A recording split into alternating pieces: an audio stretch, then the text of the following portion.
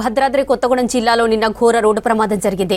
ములకలపల్లి శివారులోని ముర్రేడు వాగు బ్రిడ్జి దగ్గర స్కూల్ ఆటోను కారు ఢీకొనడంతో ఓ విద్యార్థి మృతి చెందాడు. మరో 6గురికి తీవ్ర గాయాలయ్యాయి. గాయపడిన వారిని పాల్వంచ గవర్నమెంట్ ఆసుపత్రికి ట్రీట్మెంట్కు అందిస్తున్నారు. మరో 2 పరిస్థితి సీరియస్ గా ఉన్నట్లు డాక్టర్లు తెలిపారు. మద్యం మత్తులో కారు నడపడం వల్లే ఆటోను ఢీకొట్టినట్లు స్థానికులు చెబుతున్నారు. కారు మద్యం బాటిళ్లను గుర్తించారు. చిన్నారులకు తీవ్ర గాయాలు కావడంతో హాస్పిటల్లో తల్లిదండ్రులు కన్నీరు మున్నీరవుతున్నారు. తమ పిల్లల ఆరోగ్య పరిస్థితిని ఎప్పటికప్పుడు డాక్టర్ల నుంచి ఆరా తీస్తున్నారు. బాధితులు పూసగూడెం, సుబ్బనపల్లి, వీకే రామవరం గ్రామాలకు చెందినట్లు గుర్తించారు.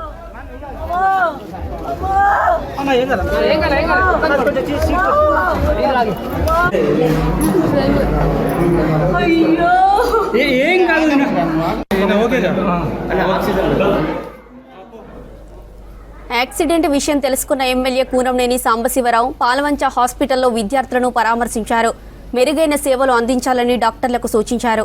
అన్ని విధాలా అండగా ఉంటామని తల్లిదండ్రులకు భరోసా కల్పించారు ఎమ్మెల్యే కూనంనేని సాంబశివరావు.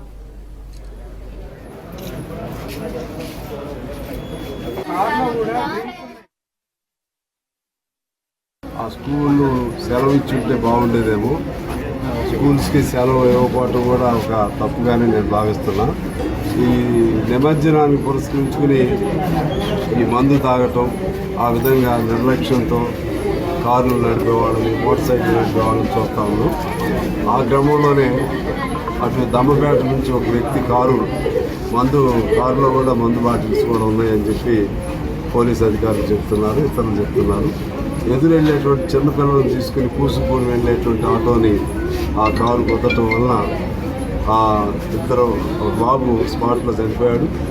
2 పిల్లలు సీరియస్గా ఉన్నారు, డ్రైవర్ కూడా సీరియస్గా ఉన్నారు.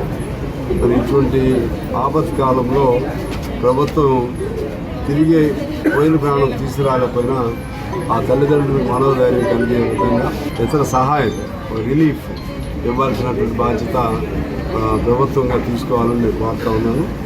ఏదన్నా ఏ అవకాశం ఉన్నా నేను కూడా ప్రభుత్వంతో కానీ కలెక్టర్ గారు వాళ్ళతో ఏదైనా వేరే నిధులు ఉన్నా ప్రయత్నం చేస్తాము. అదే పద్ధతిలో ఇటువంటి తాగి నడిపేటువంటి వాళ్ళపైన, ప్రాణ నష్టానికి కారకులు అవుతున్న వాళ్ళపైన తగు